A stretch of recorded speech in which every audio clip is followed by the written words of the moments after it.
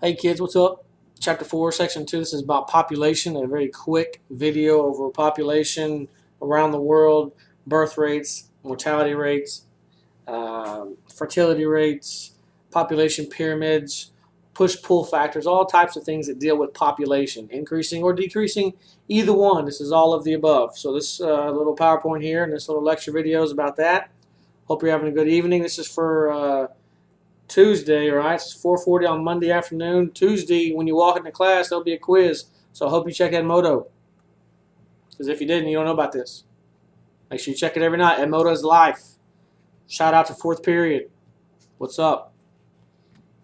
Let's get started, shall we? Hey. 1999, the world population reached about 6 billion people.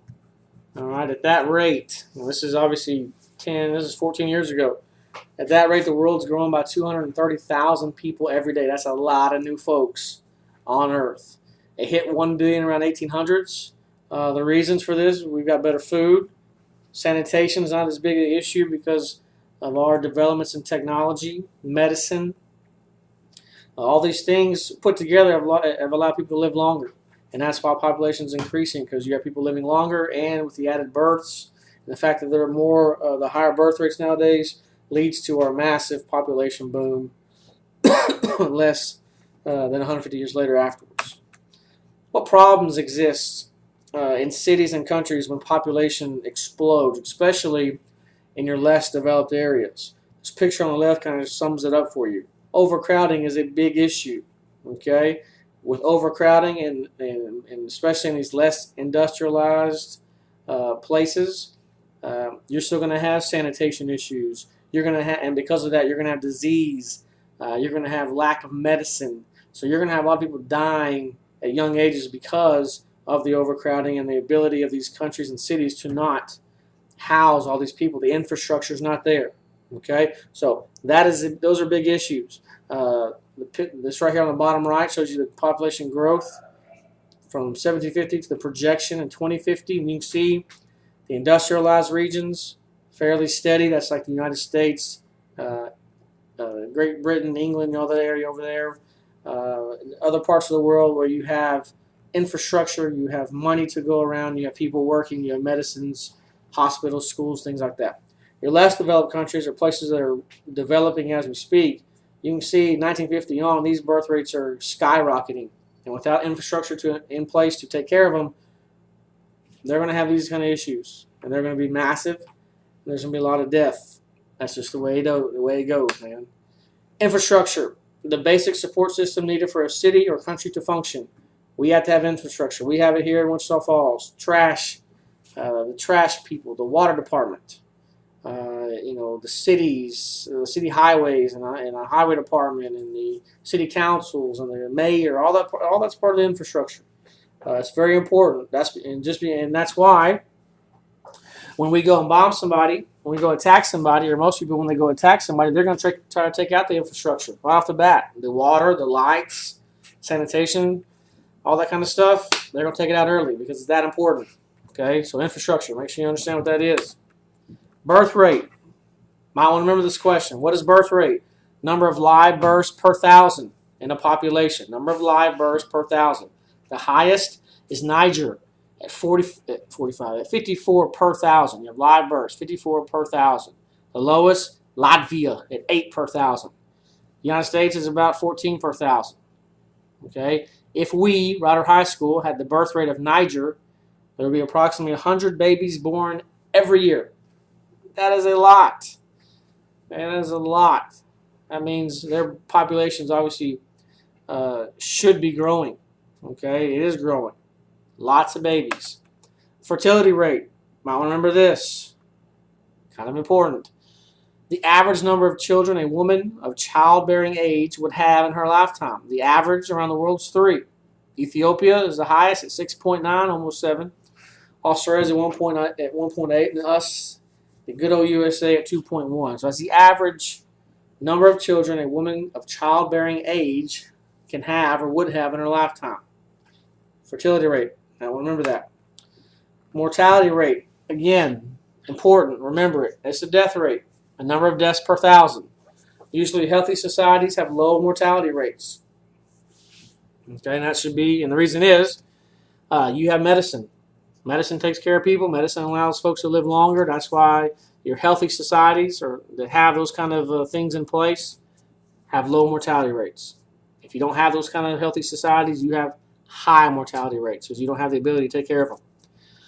Infant mortality rate, just like it sounds, the number of deaths among infants under the age of 1 per 1,000 live births. So it's the number of deaths of infants under the age of 1 per 1,000.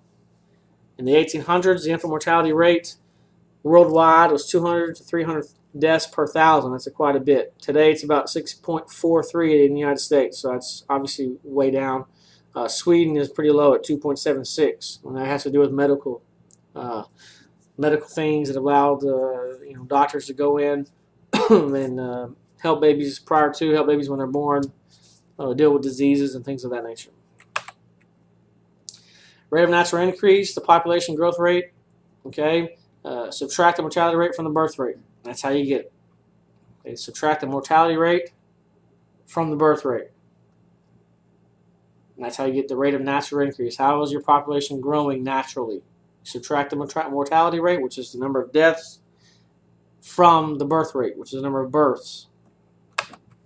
Population pyramids, you'll see these from time to time, and it basically shows sex and age distribution. I'll remember this, of a population. It allows geographers and others to examine how events in life has affected population. You can see most of your places are going to look something like this when you see in front of you. This is the United States in 2000. Fairly steady, kind of all the way through, and you're going to slim down as you get older for obvious reasons. The elderly pass away. That's just the way it is, okay? What you would see in some of these older folks is that you may have a huge gap at a certain age, and you say, well, why is that the case? And I say, well, a lot of these guys, in the 1940s were in World War II, and therefore a lot of them died, and that creates the huge gap. If you're looking, maybe the difference between male and female, or the difference between one age group to the other. Death can be responsible for huge gaps in these population pyramids. Famines are another thing. Anything that causes a lot of deaths in a short period of time can be shown on population pyramids. But all it does is show the sex and age distribution of population. Here's some more. Developed nations, this is Japan, again, fairly steady. This is 2000. Decent birth rate. You've got all these folks living. And here they are, as they get older, passing away and slimming up in numbers. By 2050, they're projecting them to even, a large mass of people to even survive when they're, upper 70s into their 80s, which is kind of cool. Australia, again, fairly steady. If you look at them, they're very similar. Not necessarily numbers, but in shapes of them. Italy, and here's Niger, a developing country. So you can see large. This is 2050, this is projection, but you see large numbers at the bottom for high birth rates. And the fact that they're not going to live as long, is a very steep decline here. Okay, it means they're not going to survive. They're going to die a little bit earlier than everybody else. Mostly because they're developing, means they don't have any medicines, they don't have money to be spent on medicine. It's not a top priority. There's disease, there's famines, things of that nature are all going to cause the populations to decrease rapidly. Rwanda, same thing. Here's a picture of a satellite picture of the world at nighttime, and you can see by the lights where the majority of people live. Here's the United States on the left. You can see here's the middle of the country, and to the east, very lit up. Again, obviously where a lot of the population of America is. And you can see up here on the west coast, you have a lot more too. Not very much here in the western side of the United States. Okay, here's Africa. You can see right here, there's not very many at all inside this little bubble because that is the Sahara Desert. Okay, and what is this right here? Very lit up, straight, goes out to the Mediterranean. That, my friends, will be the Nile River. And you can see all the population that lives there, sustained by the river. You can see all the lights right there along the river banks. That's because the river provides the necessities for them to survive. So you can see where people live based on, the location, obviously, but water resources, the land masses, the landforms also play a huge effect on where people live. Obviously, right here, the Sahara, nobody's going to live there. Along the river, yeah, we sure can. We got the water. We can make things happen. That's just a pretty cool picture. Population distribution, again, the darker colors, the pink, the reds, are the heavy distributed population areas.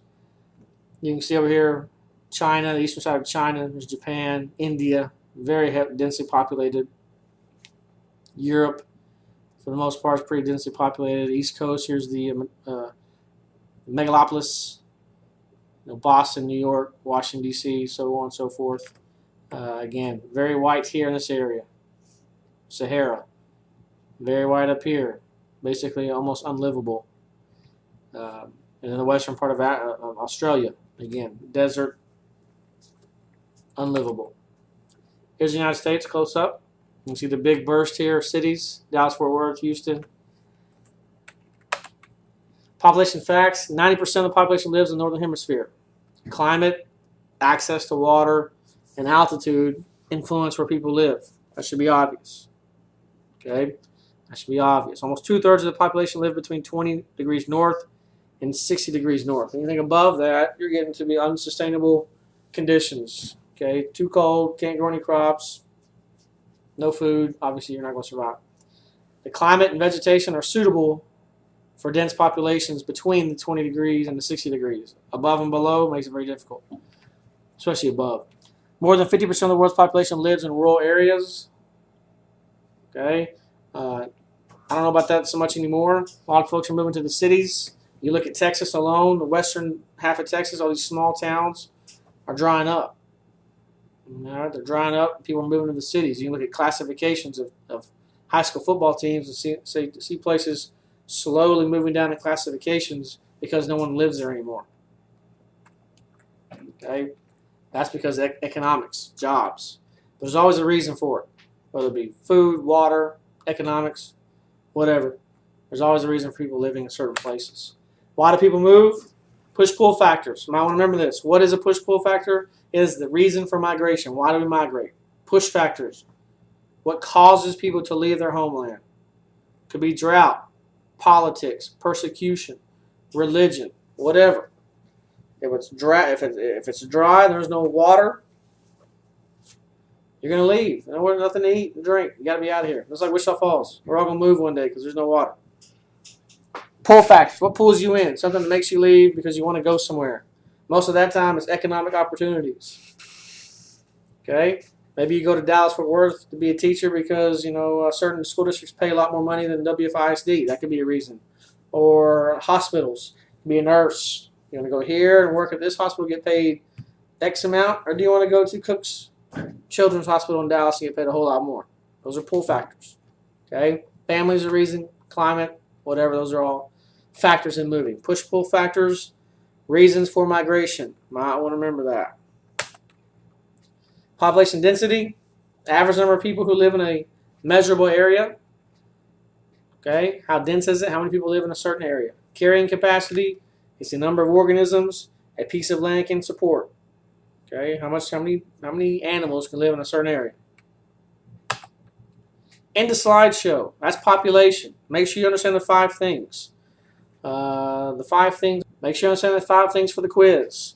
Birth rate. What is it? Mortality rate. What is it? Fertility rate. What is it? What is a population pyramid?